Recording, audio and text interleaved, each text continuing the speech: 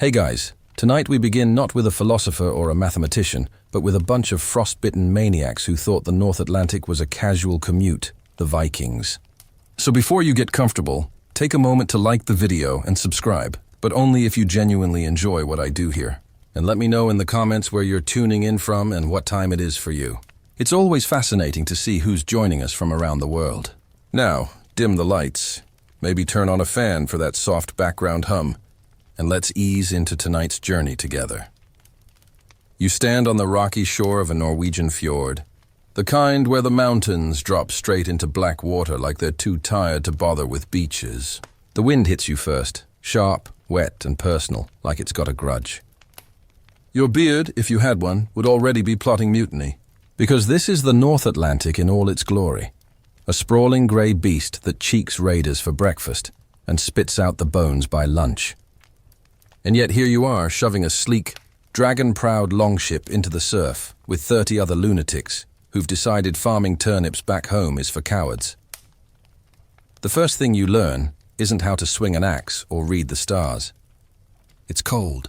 Not the cute kind that makes you reach for a sweater. This is the soul-deep freeze that convinces your fingers they never existed. The North Sea doesn't care about your saga-worthy dreams or your shiny new helmet.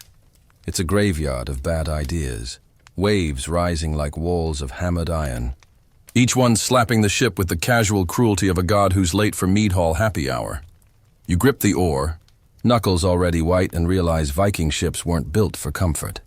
They were built to move fast and terrify people, long, low, and open to the elements like a convertible driven by psychopaths. No cabins, no galley. Just you, the sky, and whatever the ocean decides to throw at your face today. Historians still argue whether the Vikings actually enjoyed this, or if they were just pathologically unable to admit a bad idea. The spray hits you, salt needles that sting worse than regret. Your wool tunic, thick as carpet, soaks it up instantly and doubles in weight. Congratulations, you're now wearing a sponge that hates you. The deck beneath your feet is slick with ice and fish guts because someone thought breakfast sounded good right before launch. You slip, catch yourself on a shield rimmed with frost, and wonder if Valhalla has central heating. Because here's the thing, Vikings didn't sail south to the Mediterranean for the sunshine. Oh no, they punched north and west, Greenland, Iceland, even that quick pit stop in Newfoundland, because apparently freezing solid was a personality trait. The mainstream fact? Viking age lasted from about 793 to 1066 AD, kicking off with the raid on Lindisfarne Monastery. But the quirky tidbit? Some sagas claim they navigated using sunstones, crystals that polarized light to find the sun on cloudy days. Sounds like fantasy, right? Except archaeologists found cordierite on a 16th century shipwreck that actually works. So yeah, while you're squinting through blizzard goggles made of wishful thinking, your shipmaster might be holding a magic rock like it's no big deal. You row, because sails are for calm days that don't exist here. The rhythm is brutal. Pull, breathe, freeze, repeat. Your breath hangs in front of you like a ghost that gave up. The man next to you, let's call him Bjorn the slightly regretful, mutters prayers to Thor between coughs that sound suspiciously like early pneumonia. The ship creaks, flexing like it's alive and equally annoyed about this trip. Waves crash over the gunwale. Because gunwale is just a fancy word for place where water reminds you who's boss. You bail with a wooden bucket that's seen better centuries, water sloshing back in faster than you can scoop. Your boots, leather bags stuffed with grass like a salad no one asked for, are now elegant ice blocks. Toes optional feature at this point, and yet you keep going. Because somewhere beyond this frozen hell lies loot, land, or at least a monastery full of monks who definitely didn't sign up for this. The dragon prow slices through another wave, spray exploding like shrapnel. You taste salt and iron, your lip split somewhere between brave explorer and what was I thinking?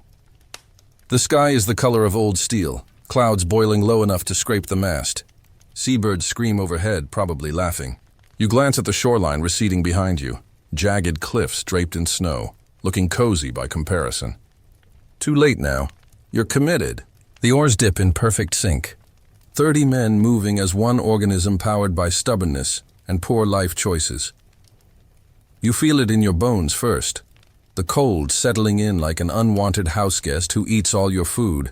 and judges your decor. Your eyelashes freeze together. Blinking becomes negotiation. The wind finds every gap in your cloak, every seam in your tunic, and laughs as it steals another degree of warmth. Historians still argue whether the Vikings used some kind of primitive antifreeze, like smearing seal blubber on exposed skin, or if they just powered through on sheer denial. The ship surges forward, riding a swell that lifts you high enough to see nothing but water in every direction. Infinite, uncaring, and very invested in making you its next cautionary tale. You swallow hard, tasting blood and salt, and realize this is it. The moment every Viking saga glosses over between set sail and founded Dublin. Your hands blister on the oar, then numb. Good. Pain means they're still attached. The man across from you starts humming, some low, guttural chant that vibrates in your chest. Others join in, voices rough as gravel. It's not pretty, but it's alive. And alive is winning today. Another wave crashes, drenching you head to toe. Your cloak freezes stiff, crackling when you move. You look like a badly wrapped present no one wants. But you row harder, because stopping means drifting, and drifting means dying pretty. The quirky bit. Some Viking graves contain tiny iron bells, thought to be corpse bells for the afterlife. But others think they hung them on ships to ward off evil spirits. Imagine, you're half dead from hypothermia, and your coping mechanism is jingling like a festive reindeer. You taste blood again, bit your tongue when the ship dropped into a trough. The world tilts, rights itself. Your stomach protests. Seasickness on top of frostbite? The gods really do hate you personally. But then something shifts. The wind eases a fraction. The clouds part just enough to reveal a sliver of pale sun, weak as watered ale, but there. You squint at it through frozen lashes, and for a moment, just one, the cold feels almost bearable. Because you're moving. You're alive. And somewhere out there beyond this floating torture device waits glory or graveyards or both. You row on, beard crystallizing into a magnificent ice sculpture, and realize the first truth of Viking life. The sea doesn't break you. It just makes you colder, harder, and weirdly proud of it. The dragon prow snarls at the horizon, daring it to do its worst. And you? You grin through chattering teeth because if you're going to freeze, you might as well do it epically. The cold seeps deeper now, finding marrow you didn't know you had. Your thoughts slow, syrupy, but the rhythm keeps you. Dip, pull, breathe, survive. The man beside you, Bjorn, slumps forward suddenly. You grab his cloak, haul him upright. His eyes are glassy, but he nods thanks. No one speaks. Words freeze, too. You think of home, the longhouse fire, the smell of pine smoke, your wife's laugh. Then you shove the thought away. Nostalgia is dangerous out here. It thaws resolve. Better to focus on the burn in your shoulders, the slap of waves, the way the ship sings when it hits the sweet spot between terror and triumph. Hours bleed into each other. The sun crawls across the sky, offering no warmth, just light to see your misery by. Your fingers fuse to the oar. You pry them free one by one, skin tearing like wet paper. Blood warms them briefly. Nature's cruel joke. Another swell lifts you. For a heartbeat, you're weightless, suspended between sea and sky. Then gravity remembers you exist. The ship plunges, water roaring over the sides. You swallow a mouthful of ocean, cough it out burning. Someone laughs, hoarse, broken, but real. Laughter, the last defense against despair. You join in, the sound ragged in your throat. Because what else can you do? Cry? Complain? No, you're Viking. You freeze with style. The wind shifts, carrying a new scent, pine and snow from some distant shore. Land, maybe. Or maybe just another trick of the North Atlantic, that old liar. But you lean into the oar anyway, because hope is a muscle, and yours is cramping but still working. Your beard is a solid block now, tugging with every head turn. You look like Father Christmas's evil twin. The helmsman shouts something lost to wind. You don't need to hear it. You feel it. The ship turning, chasing a current only madmen and Vikings can sense. Night creeps in early up here, purple bruising the sky.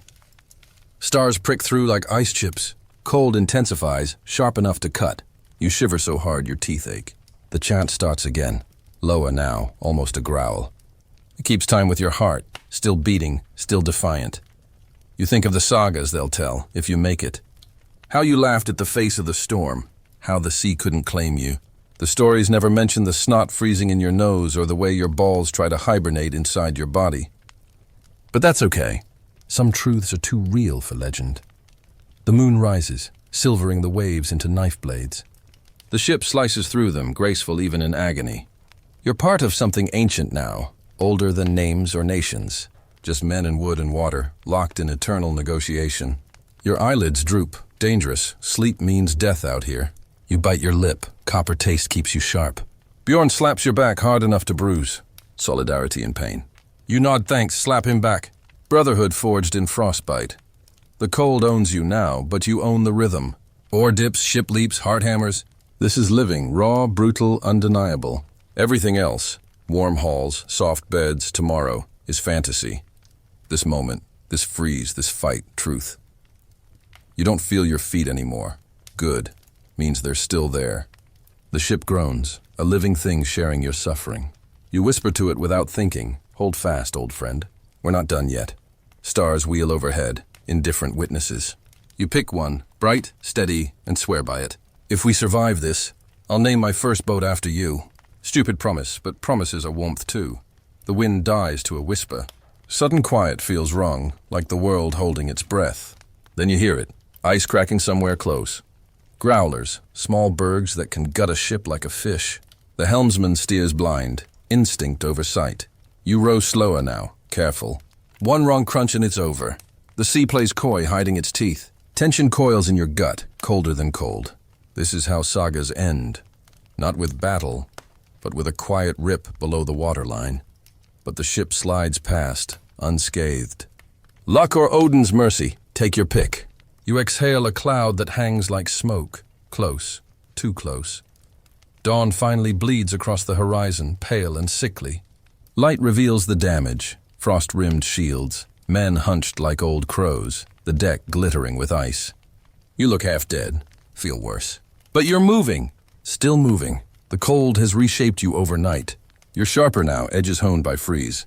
Pain is just data. Lungs work, heart works, will works. Everything else is negotiable. Bjorn grins through cracked lips. Good morning, he croaks. You laugh, actually laugh, because morning is a victory. The chant starts again, stronger now. Voice is raw but unbroken. You row into the light, dragon prow snarling at the sun like it's got a score to settle.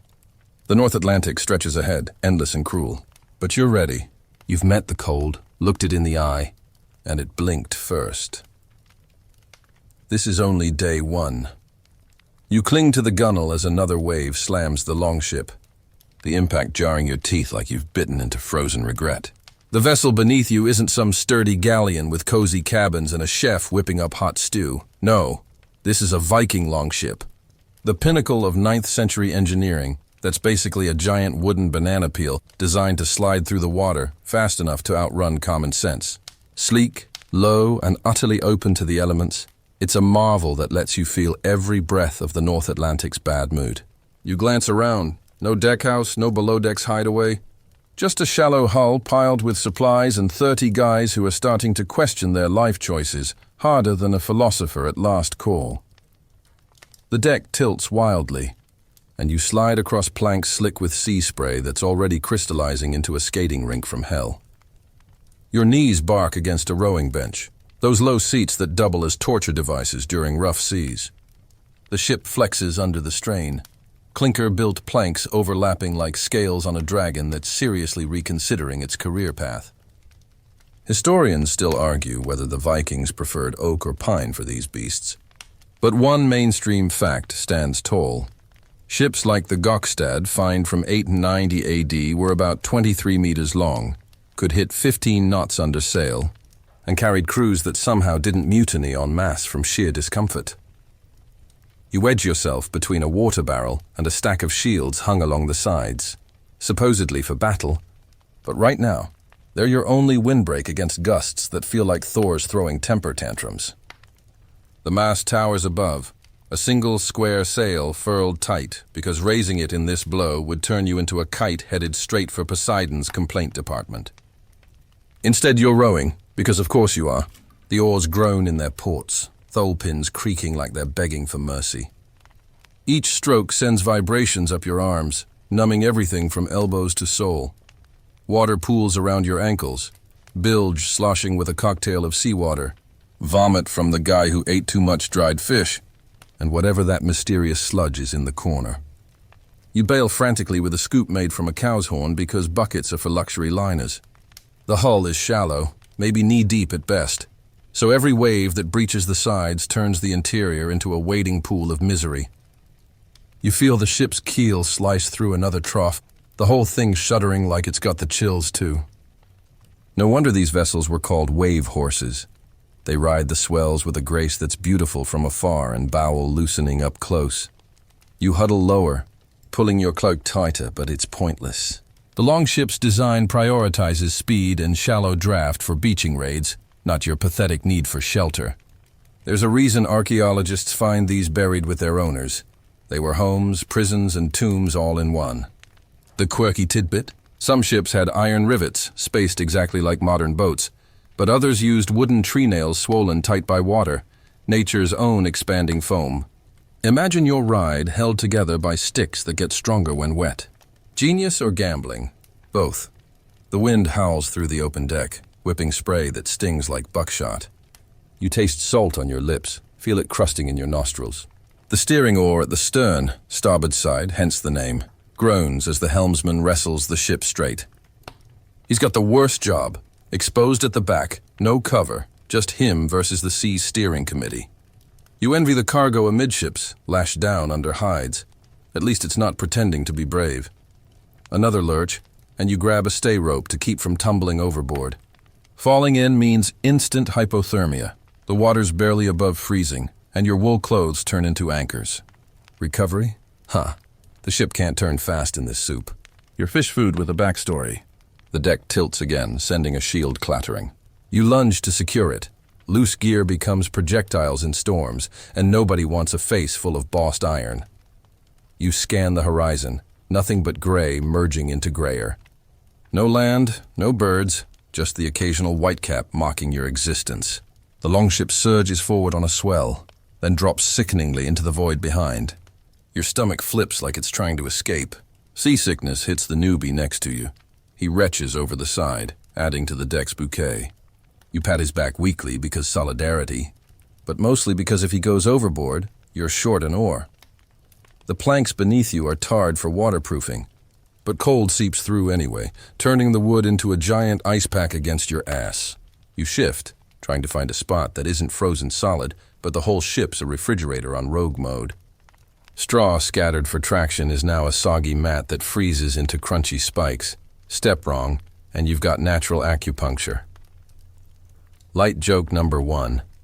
This ship is so open, even the fish feel sorry for you. They swim by, warm in their watery world, probably placing bets on how long until you join them permanently. You eye the bilge again, dark water sloshing with floating debris. Rats scurry there sometimes, but cold keeps even them huddled. The mainstream fact? Longships could carry up to 100 men for short hops, but typical ocean crossings were 40-60, meaning personal space was whatever you could defend with elbows. The ship shudders as a rogue wave sideswipes you. Water cascades in knee-deep now. Everyone scrambles to bail, buckets and helmets flying. You scoop frantically, muscles screaming. The hull flexes, those overlapping planks allowing give that keeps it from snapping like kindling. Clever, but right now it feels like riding a drunk snake. You collapse back onto a chest, breath fogging. The wood smells of tar, pine, and despair. Your fingers trace the carved runes along the gunwale. Protection spells are just ancient doodles. Historians still argue whether they were magical or motivational, but you'll take any edge against this floating freezer. Night falls early, sky bruising purple. No lanterns, fire's a no-go, more on that later. You navigate by feel and fear. The ship rocks you like a vindictive nanny, waves lulling, then slamming. Sleep? In shifts, curled on the deck like sardines in a can that's been kicked downstairs. You wedge between two shipmates, their body heat a pathetic joke against the gale. The longship groans onward, a dark arrow in darker water. It's beautiful in a you probably won't survive this way. Fast enough to raid England before breakfast, shallow enough to river hop into Paris, but cozy. Only if your idea of luxury is exposure therapy. Another wave breaches, drenching you anew. Your cloak freezes stiff, crackling like potato chips. You laugh maniacal because sanity's overrated out here. The ship answers with a creak, almost companionable. You're bonded now, you and this wooden death trap. Till sink or shore do you part. The quirky bit. Some longships had beasts' heads posts that could be removed. Not for aerodynamics, but because Norwegian law forbade approaching land with snarling figureheads. Scared the land spirits, apparently. Imagine pulling up to raid with a friendly smile carved on front. You row through the gloom, ore-biting water that's thicker than it should be, ice slush starting to form. The hull slices clean, leaving a glowing wake if the plankton cooperates. Tiny mercies. Your world narrows to the next stroke, the next breath, the next insult from the sea. Dawn creeps in, revealing a deck glazed like a donut from hell. Frost feathers every rope, every edge. You chip ice from your beard, pieces tinkling down. The ship looks enchanted, deadly fairy tale on water. You stand shakily, legs numb, and realize you've made it through another night aboard the ultimate open-concept nightmare. The longship surges on, indifferent to your suffering. It's not a vessel. It's a philosophy. Speed over comfort, terror over tedium. You grip the oar, knuckles raw, and grin into the wind. Because this freezer on waves? It's home, for now. Light joke 2. Calling it a longship is generous. It's more like a short temper with splinters. You feel the hull vibrate with each wave impact. A reminder that wood has limits, and yours are close. But it holds. They always did. These ships crossed to Iceland with livestock, to Vinland with dreams. Yours just needs to not kill you today. The sea calms a fraction, reluctant truce. You unfurl the sail a bit, wool cloth bellowing like an angry bull. Speed picks up, wind no longer enemy but ally. The ship leaps forward, alive and eager. You whoop despite yourself. Pure, frozen joy. This is why. The rush when it works. The high of cheating death on a popsicle stick. The longship isn't transport. It's transformation. It turns farmers into legends, cowards into, well, slightly braver cowards. You settle into the rhythm, deck still a disaster but yours. Ice cracks underfoot, shields rattle like applause. The North Atlantic stretches ahead, vast and vicious. But you're riding its back on the ultimate frostbitten Ferrari, and damn if it doesn't feel almost worth it. The cold bites deeper as the day wears, sun a weak bulb behind clouds. You huddle near the mast, sharing a strip of dried reindeer that's tougher than the hull. Chewing keeps jaws from freezing shut. Practical multitasking. The ship flexes again, planks whispering secrets. You trace a seam, feeling the tar warm slightly under your palm. Animal fat and pine, sealing fate one cork at a time. Primitive? Sure. Effective? Undeniably. Bjorn, remember him from the launch? Nudges you, pointing. Iceberg ahead, small but smug. The helmsman veers, ship responding like it reads minds. Close enough to see blue veins in the ice, beautiful and deadly. You hold breath collectively, release when past. Crisis averted, normal misery resumes. Your ass is a block of ice fused to the bench. You stand, stomp circulation back. Pins and needles like angry bees. Better than nothing. The quirky tidbit deepens. Excavated ships show repair patches. Vikings recycled planks from old boats, Frankenstein style. Your ride might be 50% veteran timber, scars telling stories you'll never hear. You imagine them. Previous voyages, raids, wrecks survived. The wood remembers warmth you can't. Jealousy stings sharper than wind. Light joke 3. This ship has more leaks than a politician's promise, but at least it's honest about trying to kill you. Evening approaches, light fading to bruise blue. You prepare for another night in the open freezer, straw redistributed, cloaks readied. The longship rocks gently now, almost tender. Lullaby from a serial killer. You curl up, deck hard as judgment. Stars emerge, cold fires mocking your own lack. The ship breathes with you, creak, splash, sigh. It's alive, this wooden wonder, carrying you through hell on grace and grit. Sleep tugs, dangerous seduction. You fight it, then surrender. Dreams of fire, home, anything but this endless wet cold. But morning will come. It always does, and the longship will still be there, faithful freezer, ready to freeze another day. you wouldn't trade it. Not really. Because out here on this sleek slab of suffering, you're free in ways landlocked fools never understand. The wave horse gallops on, into the frozen dark. You collapse onto the deck as the longship rocks you into another sleepless twilight. The planks beneath you harder than a tax collector's heart and twice as cold. Night has fallen like a hammer, turning the open freezer into a full-on cryo chamber, where the only thing between you and the void is a thin layer of straw that's already soaked through and frozen into a lumpy mattress of pure spite. You curl into the fetal position because uncurving means exposing more skin to the wind's endless interrogation, and right now you're not in the mood for questions. The space allotted to you, about half a meter of prime real estate wedged between Bjorn's snoring bulk and a shield that's digging its boss into your spine like it's got a personal vendetta. Sleeping on a Viking longship isn't rest. It's endurance athletics with extra hypothermia. You negotiate with the cold the way diplomats negotiate with axe-wielding berserkers, carefully, desperately, and with zero guarantees. The straw, scattered earlier like confetti at a funeral, has congealed into icy clumps that crunch under your weight, each piece a tiny reminder that insulation is for quitters. You pull your cloak over your head, creating a woolen cave that smells like wet sheep and broken dreams, and try to ignore the fact that 20 other guys are doing the exact same thing in a tangle of limbs and frozen breath. The ship pitches suddenly, rolling you into the guy next to you. Let's call him Leaf the lightly frostbitten, who grunts and shoves back without waking. Personal space? A myth told to children. You're packed tighter than salted herring in a barrel, which is fitting because you smell about the same. Body heat is the only currency here, and you're bankrupt unless you cuddle up to strangers who haven't bathed since the last solar eclipse. You press against Bjorn's back, feeling the faint warmth radiating through his cloak like a dying campfire, and wonder if this is what brotherhood really means, mutual hostage situations for survival. Your bed is the deck itself, those toss-mid planks that flex and groan with every wave. No mattresses, no pillows, just whatever straw you can hoard before someone else steals it for their own frozen ass. By morning, it'll be a solid sheet of ice, crunchy as breakfast cereal from the underworld.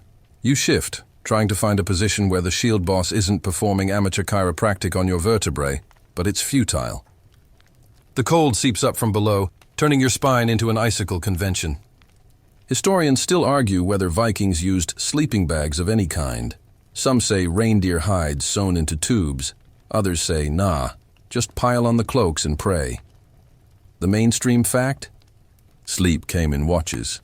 Half the crew rode while the other half rested, swapping every few hours so nobody died of exhaustion on top of everything else. But quirky tidbit alert. Archaeologists digging up Viking camps found little bone combs full of lice, meaning your pillow, if you can call straw that, came with built-in protein that crawled. Imagine trying to sleep while your hair hosts a tiny rave. You burrow deeper into your cloak, the wool heavy and sodden, freezing into a stiff shell that crackles when you breathe. It's like being hugged by a damp refrigerator. Condensation builds inside your little wool cave, dripping back onto your face in icy freckles. You lick one off your lip, salt and snot gourmet. The wind finds gaps anyway, sneaking in to nibble at your ears until they burn. You tuck them under the cloak, but now your neck's exposed. It's a zero-sum game where the cold always wins. Bjorn rolls over, his beard a frozen hedgehog brushing your cheek. You freeze. Any movement wastes heat, and listen to the symphony of suffering. Snores rattling like loose shields. Someone muttering prayers to Freya. The wet slap of waves against the hull that's now your ceiling, floor, and everything in between. The ship creaks in sympathy, a low wooden moan that vibrates through your bones. You're not sleeping on a boat. You're inside a living creature that's cold-blooded and pissed off. Your feet throb in their boots, grass stuffing turned to slush that's refreezing into toe prisons. You flex them experimentally, numb but moving. Good. Losing toes means hobbling through raids like a drunk flamingo. You wedge them against Leaf's calves for warmth, apologizing silently because consent is whatever keeps you alive. He doesn't complain. He's doing the same to the guy on his other side. It's a daisy chain of desperation stretching the length of the ship. Light joke 1. Sleeping here is like a sleepover. if the host was a sadist who replaced pillows with ice cubes and invited 30 guys who fart in their sleep. The deck tilts again, gentler this time, rocking you like a malicious cradle. Some guys manage to snore through it, pros who've turned hypothermia into a lifestyle. You envy them. Your teeth chatter a rhythm that syncs with the oars thumping in their ports, even though the rowing shift is resting too. Exhaustion pulls at you, heavy as wet chains, but sleep is elusive. Every time you drift, a wave slaps the hull loud enough to jolt you awake, heart hammering like Thor's drunk again. You count heartbeats to pass time, thump, freeze, thump, regret. The straw beneath you has molded to your shape, a sarcastic memory foam that remembers only pain. Ice forms on the inside of your cloak where breath meets air, creating a personal frost garden. You chip it off with numb fingers, flakes falling like dandruff from the gods.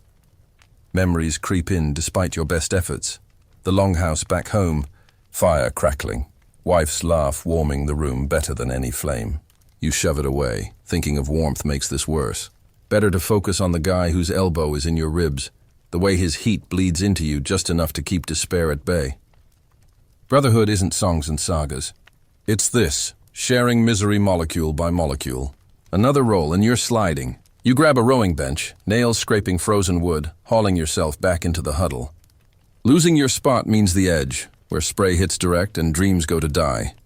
You reclaim your half-meter, burrowing like a badger on deadline. The cold has layers tonight.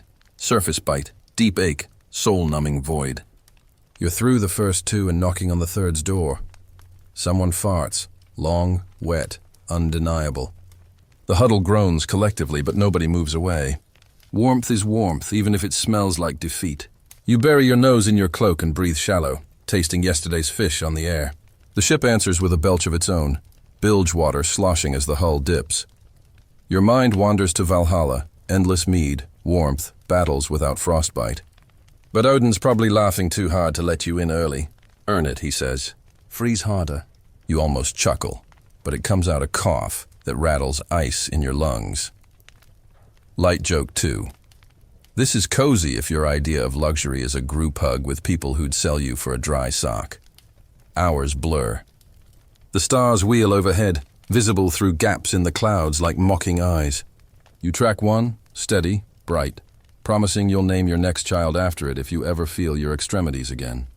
Deals with the universe, currency of the desperate. Bjorn shifts, arm flopping over you like a frozen log. You welcome the weight, pins you in place, shares heat. His breath steams against your neck, rhythmic and alive. You sync your breathing to his, stealing seconds of almost peace. The huddle breathes as one, a frozen beast dreaming of spring. Cold creeps into dreams when they finally come, chasing warmth that recedes like tides, fire just out of reach. You jolt awake, disoriented, face numb. Dawn's gray light filters through your cloak cave, revealing the horror. Everyone encased in frost rime, beards white as old men, eyelashes jeweled with ice. You sit up slowly, joints protesting like rusty hinges. The straw cracks beneath you, a frozen carpet of regret. Someone stole your extra clump during the night. Thief. You'll remember that. The huddle stirs, grunts and groans rising like morning mist. Another night survived on the deck of despair. Your back screams as you stretch, shield boss leaving a perfect imprint. You rub it absently, feeling the bruise bloom. Sleeping well? Impossible. Sleeping at all? Miracle. The ship rocks on, indifferent to your suffering, waves lapping like they're tasting you for later. Light joke 3. Wake up refreshed? Only if refreshed means questioning every life choice that led to sleeping on wood, harder than your ex's heart. You stand shakily, stomping circulation into feet that feel borrowed. The deck's a disaster, ice everywhere, straw scattered like loser confetti. You kick a clump toward Leaf in revenge. He grunts thanks. The cold morning air slaps you awake, sharper than any alarm. But you're moving, breathing, toes wiggly-ish. Victory tastes like frost and fish, but you'll take it. The huddle breaks apart slowly, men unfolding like badly stored scrolls. Complaints are minimal, whining wastes heat.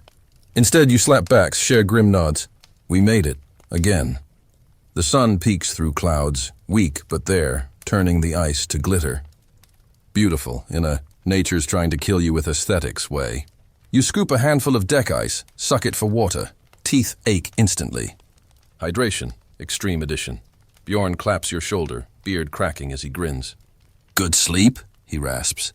You laugh, actually laugh, because irony is the only blanket you've got left. The ship surges forward, ready for another day of not killing you yet.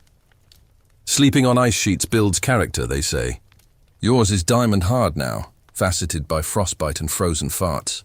You row when your turn comes, muscles remembering despite the ache. The deck that tortured you last night now supports you, familiar as an old enemy. Night will come again. Straw, huddles, negotiations with numbness. But you'll be ready, curled tight, stealing warmth, dreaming of anything but this.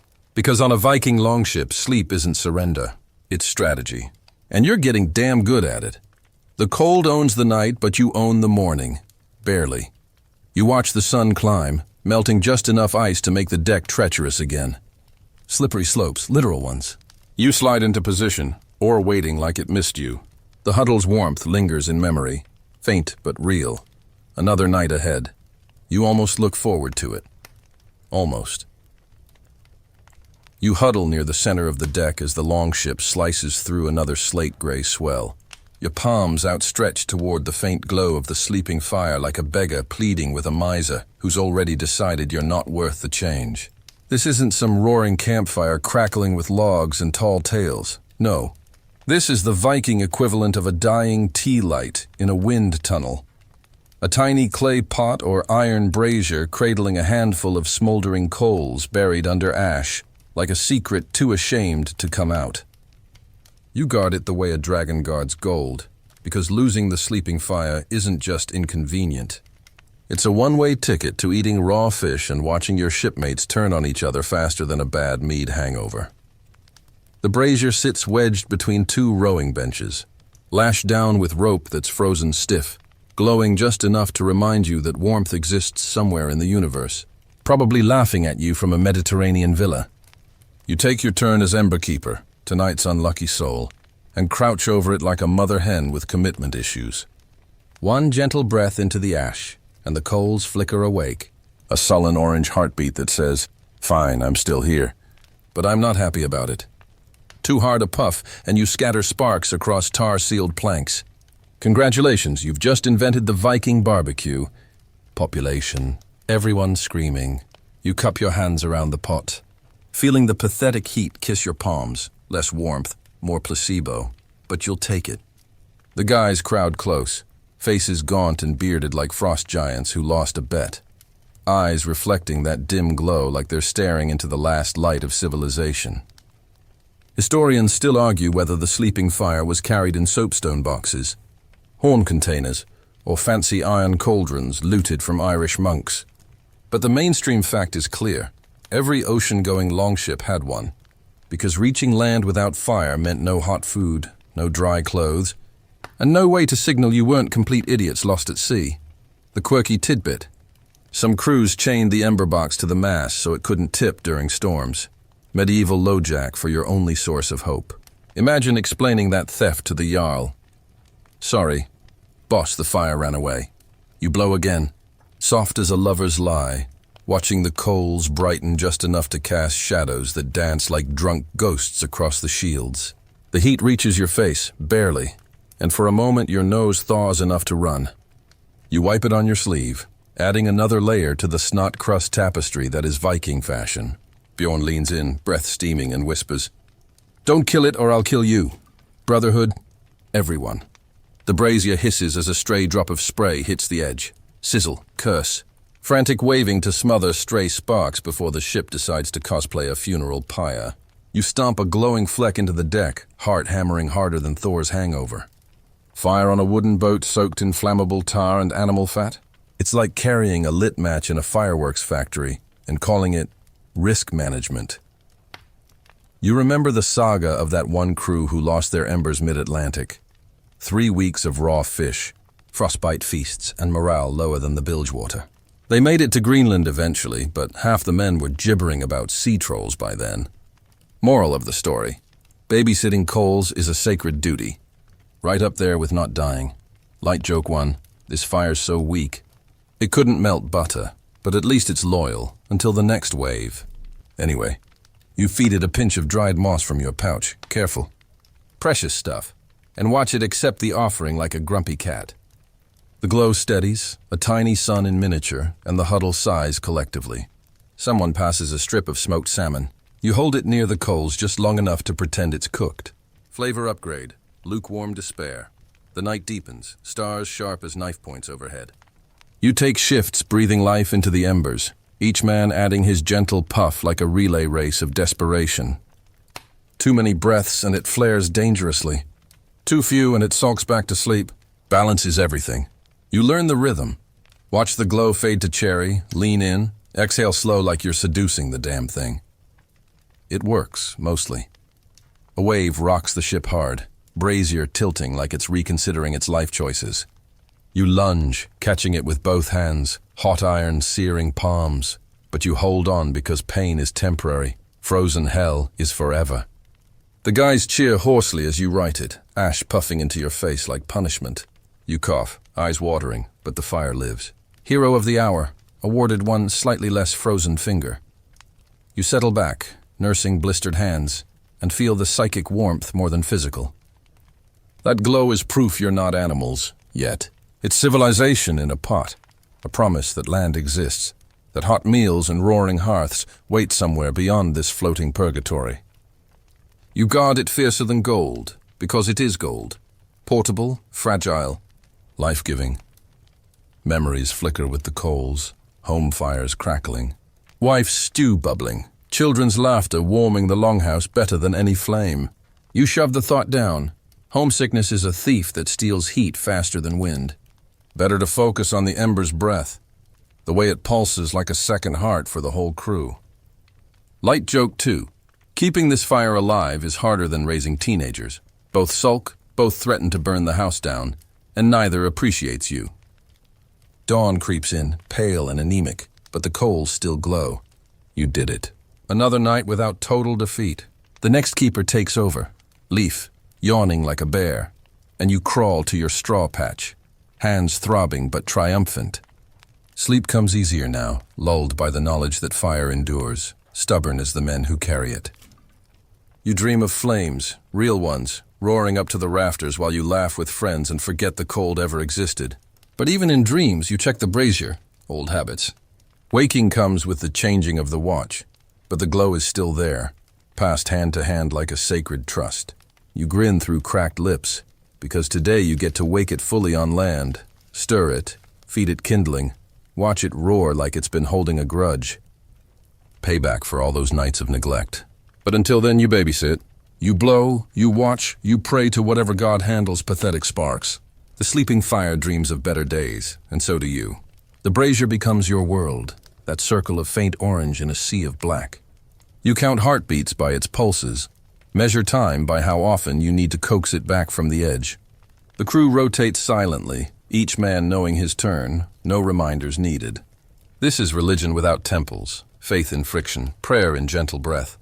A storm brew on the horizon, clouds boiling like Loki's bad mood. Wind picks up, whipping spray that hisses against the coals. You shield it with your body, taking the sting full force while the fire cowers behind you. Heroism tastes like salt and sacrifice. Light joke 3. If this ember had a personality, it'd be that friend who only shows up when they need something. Except here, you're the one begging.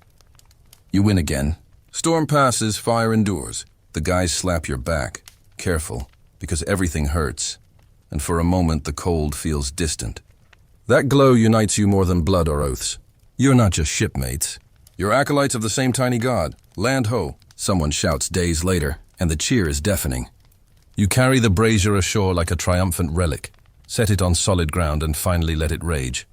Flames leap high, devouring driftwood like they've been starving. You stand around it, faces glowing gold instead of ghost pale, and for the first time in weeks, you feel your soul thaw. The sleeping fire wakes roaring, and you laugh until your ribs ache, because you kept it alive. You all did, and that fragile, inconvenient, barely there warmth, it carried you across the abyss. Back at sea next voyage, you'll curse it again, fickle, weak, demanding. But you'll guard it anyway, because without that ember rattling in its clay box, You're just frozen meat waiting for the sea to claim its due. So you blow gently, watch it glow, and whisper thanks to whatever idiot first decided carrying fire on water was a good idea. Probably the same guy who thought raiding England sounded fun. The sleeping fire slumbers on, dreaming of the bonfire it deserves. And you? You keep watch because hope is just a coal that refuses to die. You stand there on the deck, wind slicing through every gap in your clothing like it's got a personal vendetta and a map to your soft spots. So you start layering up like you're building a human fortress out of pure spite and sheep. Wool is your foundation. Thick, itchy tunics spun from the scraggiest sheep in Scandinavia, the kind that look at you with judgment while you shear them. You pull on one, then another, because one layer is for farmers who stay home and complain about splinters. You're going to sea, so you become a walking laundry basket of despair, each tunic heavier than the last and already damp from the morning mist that clings to everything like a bad rumor. Over that goes the cloak, massive rectangle of wadmal wool, dyed whatever color the bog iron felt like that day, usually a muddy brown that hides blood, fish guts, and tears equally well. You wrap it twice around your shoulders, pin it with a brooch sharp enough to double as a weapon when some idiot asks if you're cold yet. The wool smells like wet dog and victory because it works, traps air, wicks sweat, and makes you look like a bearded cloud that raided a laundry line. Historians still argue whether Vikings wore underwear. Some say linen drawers. Others say commando was the style. But the mainstream fact is loud and clear. Wool was king. From tunics to leg wraps to the socks, you pray stay dry for more than 5 minutes. You add the extras now because base layers are for beginners. Sealskin vest looted from some Greenland trader who won't miss it. Stiff as board until you break it in by freezing half to death. It blocks wind like a wall, smells like low tide, and turns you into a walking oil slick. Perfect. Then the reindeer fur, if you're lucky enough to have snagged one from the last hunt. Inner fur soft as a baby's lie. Outer guard hairs that shed water like they hate it personally. You drape it over everything, tying it with thongs that freeze into knots only Odin could untie. Your arms get their own sleeves, separate tubes of wool you lace on because flexibility matters when you're swinging an axe or just trying not to die of stiffness. You look ridiculous, puffy, multicolored, layers flapping like a scarecrow that discovered capitalism. But you feel the difference immediately. The wind hits, searches for cracks, finds fewer, and sulks off to terrorize someone with fashion sense. Light joke 1. You're not dressed, you're upholstered, like a chair that decided to go raiding. You adjust the belt, thick leather holding it all together, hung with pouches, knife, and the occasional silver ring that says, yes. I stole this fair and square. The weight grounds you, keeps the cloaks from billowing into sails of their own. Multiple tunics mean you can peel one off if it gets too soaked, wring it out, hang it near the sleeping fire that barely qualifies as warm. Layers a laundry in motion. Wear the damp one next to skin, dry one outside, rotate like a paranoid baker. The quirky tidbit? Some Viking graves show men buried in silk-trimmed tunics, looted from Byzantium or traded along the Volga. Because nothing says tough guy like freezing your ass off in underwear fancier than a king's tablecloth. Imagine explaining that to the guys. Yeah, this layer's from Constantinople. Keeps the chill out and the ego warm. You add the hood now, part of the cloak, pulled up until only your eyes peek out like a suspicious badger. Fur-lined if you're fancy, wool if you're realistic. It traps breath heat, turns your face into a personal sauna that smells like onions and ambition. Ears tuck inside. Goodbye, frostbite earrings. The wind howls louder, jealous it's not getting through. Gloves next. Mittens, really, wool with leather palms, because fingers are overrated when warmth is the goal. You sacrifice dexterity for survival. Can't hold an oar properly, but at least you keep the digits. Some guys smear them with fat for waterproofing. Now you're a walking candle, slippery and flammable. Light joke 2. Layered up, you move like a drunk walrus in a rug store, but a warm one. You test the setup, raise arms, bend knees, twist. Everything rustles and crackles like breakfast in a blizzard. The layers trap air between them. Dead air. The best insulator nature forgot to patent until some Canadian stole the idea centuries later. You feel pockets of warmth bloom, underarms, around torso, places the cold can't reach without a warrant. Bjorn eyes you, already bundled like a wool burrito. Looking fat, he grunts. Compliment accepted. Fat means insulated. You slap his belly, extra layer nature gave him free. He laughs, frost puffing from his beard like dragon smoke. The sea spray hits now, needles of ice that would pierce single layers like lies pierce promises. But your onion armor deflects, outer cloak takes the hit, wets, freezes stiff into a shell while inner layers stay merely damp. You are a tank built from sheep and bad decisions. You add the final touch, sheepskin over the shoulders, tied under arms like a furry backpack. It adds bulk but traps heat rising from your neck, chimney effect in reverse. Some guys wrap legs in puttees, wool strips wound tight from ankle to knee, turning calves into sausages that don't freeze solid. Historians still argue whether they wore multiple pants or just really long tunics with leggings. But graves don't lie. Layered madness was the norm. You feel invincible, slow, sweaty under it all, but invincible. The cold probes, finds resistance, retreats to sulk. Light joke 3, you're not cold anymore. You're a walking thermostat set to slightly miserable but alive. You move to your rowing bench, layers compressing with each step. Sitting is negotiation. Cloaks tucked, furs adjusted, everything settling into a cocoon that makes the frozen deck feel almost tolerable. The ship lurches. You barely notice. The wind screams. You smirk inside your hood fortress. Peeling layers becomes ritual later. Nighttime, huddle under the tent. Shed the outer ice shell like a snake with commitment issues. Inner wool steams gently near the sleeping fire, drying just enough to wear again tomorrow. Rotate, repeat, survive. The quirky bit deepens. Some warriors wore mail shirts over wool, chain links that froze into rigid torture devices, but stopped swords and spread cold evenly, like evil acupuncture. You thank the gods you're not that guy. You row now, oar heavy but hands warm inside mittens. Each pull generates heat trapped by layers. Personal furnace powered by misery. Sweat builds under wool, but that's good. Body working, not shutting down. The sea throws its worst. Sleet that stings exposed eyes. Waves that soak the outer cloak into armor plating. You laugh, muffled, manic, because the cold can't touch you. Not really. You've outlayered it, turned yourself into a Matryoshka doll of defiance. Bjorn nudges you mid-stroke. Trade cloaks? His is thinner, face blue-tinged. You swap without thinking. Brotherhood means sharing the good layers. His eyes widen at the reindeer fur. Yours narrow at the threadbare rag you get back. Worth it. Night falls, temperature plummages. You burrow into the huddle, layers making you a king among peasants. Heat shared multiplies. Your onion self becomes the core everyone presses against. You don't mind. Warmth flows both ways. Dreams come wrapped in fur. Home fires, hot stew, skin against skin without 14 barriers. You wake to reality, crackling ice on outer cloak, breath freezing inside hood. But inner layers kept you alive. Again. Peeling morning layers is archaeology. Outer shell solid ice, chipped off with knife. Next layer stiff wool, thawed by body heat. Inner tunic damp but warm. You reverse the process, rebuilding your armor for another day of war against the elements. The cold never wins.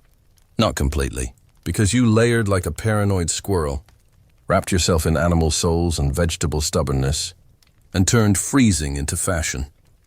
You stand at the prow now, wind screaming defiance you no longer hear. Layers billow like battle flags. The dragon head snarls alongside you, equally bundled in tar and attitude. Light joke forgotten, but warmth remembered. You're not just surviving the cold. You're wearing it like a badge. The North Atlantic rages, but you rage warmer. Onion man, sheep knight, wool warrior, whatever. You're alive. And that's the sexiest layer of all. You stare at the slab of dried cod dangling from your frozen fingers like a leathery accusation. Because eating on a longship isn't a meal, it's a hostage negotiation with your own jaw and whatever passes for food after weeks of being jerked harder than a Christian monk's morals during a raid. Breakfast, lunch, dinner, all the same grayish brick of stockfish that's been hammered flat, salted into submission, and hung to dry until it's tougher than Thor's abs and twice as unforgiving. You gnaw at the edge, teeth protesting like they've got union rights. Because chewing isn't optional. It's the price of not starving while the North Atlantic laughs at your pathetic attempts to stay fueled. The cod resists at first, bending but not breaking, because Vikings didn't believe in convenience, only in things that build character through suffering. You soak it in a bucket of seawater overnight to rehydrate, turning it from plank to slightly soggy plank, then beat it against the gunnel like you're tenderizing an enemy. Wham, wham, fibers loosen just enough to tear off a strip that tastes like low tide and regret. You chew, jaw working like a rusty hinge, saliva mixing with salt until it becomes a paste you can finally swallow. Historians still argue whether they cooked it when possible or just powered through raw, but the mainstream fact is brutal. Stockfish was the ultimate non-perishable, exported by the ton because it lasted forever and punished you daily. You pass the slab to Bjorn. He rips off a chunk with teeth that look like they've won wars, and watch him grimace through the ritual. The quirky tidbit? Some crews carried live sheep or goats for fresh milk and meat, but on ocean crossings, it was dried everything: fish, reindeer, horse if you were desperate. Imagine the smell after a week. Your cloak isn't just wool anymore. It's a seasoning crust. Light joke one. This fish is so dry it makes the desert look hydrated. Chewing it counts as exercise. Call it jaw-ga. You chase the cod with hardtack, flatbread baked until it's basically a weapon, infested with weevils that add protein if you don't look too close. You knock it against the bench to shake out the bugs, then dunk it in the communal water skin that's more spit than hydration at this point. It softens to a mush that tastes like moldy regret, but calories are calories. No fire during the day means no hot meals, just cold. Chewy survival bricks that stick to your teeth like bad decisions. The wind whips salt spray across your face mid-bite, seasoning the fish further because the sea wants credit too. You cough, choke down another strip, and feel it hit your stomach like a rock in a sock. Digestion? A slow burn war where your gut negotiates terms with the invader. Bloating, cramps, the occasional fart that clears the rowing bench. Side effects of a diet designed by sadists. You eye the butter cask. Precious fat smeared on bread or fish to slick it down your throat. Rancid after weeks, green tinged and smelling like feet, but fat means energy, means not shivering yourself to death. You scoop a fingerful, mix it with cod paste, and try not to gag. Gourmet? No? Effective? Begrudgingly. Some guys mix in dried berries for variety. Tiny shriveled explosions of sour that make you pucker harder than a monk seeing a longship horizon. Light joke 2. Eating this is like making out with a salty board. Zero romance. All endurance. Waters rationed tight. Barrels lashed amidships. Dipped into with a communal cup that's never clean. You drink deep, tasting wood, algae, and whatever floated in last storm. Thirst quenched, but now your belly sloshes with the meal from hell. The ship pitches. You burp fish essence and pray to hold it down. Seasickness plus stockfish? A combo that could weaponize vomit. Bjorn offers dried reindeer. Luxury item. Stringy but flavored with herbs from home. You trade a silver hack for a strip. Chew reverently. It tears easier, tastes like pine and memory. For a moment the cold feels distant, the cod forgiven. Then back to reality. The endless gnaw. The quirky bit deepens. Viking poop from archaeological sites shows fish bones, barley, and knots of undigested fiber. Proof this diet wreaked havoc downstairs. Constipation City, relieved by occasional ale binges on land. Out here, you hold it or hang ass over the side, praying for privacy that doesn't exist. You chew through the afternoon watch, jaw aching like you've been headbutting shields. The cod slab shrinks slowly, passed hand to hand until it's gone. Nothing wasted, because waste means weakness. Your beard collects crumbs, a snack for later if desperate. Light joke 3. This food's so bad. Even the weevils complain, but they're crunchy bonus protein. Evening brings the sleeping fire to life, and miracle, hot food. You skewer rehydrated fish on a stick, hold it over coals until it sizzles, actual flavor blooming like a rare flower in hell. Steam rises, carrying scents that make grown men weep. You burn your tongue wolfing it down, but worth it. Broth from boiled scraps thickened with barley, if any left. Soup that warms from inside out. You slurp noisily, bowl a hollowed horn, feeling humanity return spoon by spoon. The crew eats in silence at first, then stories flow. Raids gone wrong, women waited for, gods mocked. Food fuels more than body, it fuels soul. But portion small. Tomorrow back to cold shoes. You lick the bowl clean, scrape every drop. Waste not, want not, especially not warmth. Night huddle, belly fullish, you drift off chewing phantom cod. Dreams of feasts, roasted boar, fresh bread, mead rivers. Wake to reality, another slab waiting. The cycle repeats, gnaw, swallow, survive.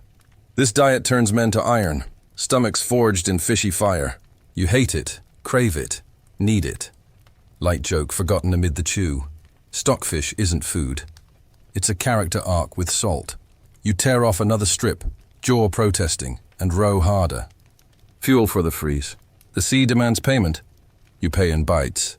And somehow, it tastes like victory. You squat at the stern like a man who's seriously regretting every life choice that led to this exact moment. Trousers dropped just enough, bare ass kissing the icy wind, while the North Atlantic rolls beneath you like a drunk giant trying to shake you off its back. Shitting over the side of a longship isn't a bodily function. It's an extreme sport sponsored by humiliation and sponsored by the gods who hate you personally. The gunnel digs into your thighs as you grip it white-knuckled, praying the next wave doesn't time itself perfectly to slap your dangling bits with a faceful of frozen saltwater enema. Privacy, that's a land word. Here, 30 guys pretend to be suddenly fascinated by the horizon while you hover over the abyss, clenching everything that can be clenched. The process starts hours earlier, because Viking food doesn't believe in smooth exits. That stockfish and hardtack combo ferments in your gut like a revenge plot, building pressure until your belly feels like a drumskin stretched over a storm. You ignore it as long as possible, holding it in build's character, or so the old men claim. But eventually, nature demands tribute. You sidle to the leeward side, because windward means painting your neighbors. Drop wool trousers that freeze mid-thigh, and assume the position, half crouch, half prayer, 100% regret. The cold hits first. Your ass cheeks numb instantly, turning into twin ice blocks that forgot they were attached to a human. The wind whistles between them like it's auditioning for a horror soundtrack. You clench harder. Everything's frozen solid down there anyway, might as well put it to use. Historians still argue whether they used a poop rope with knots for grip, or just balanced like drunk acrobats. But the mainstream fact is grim.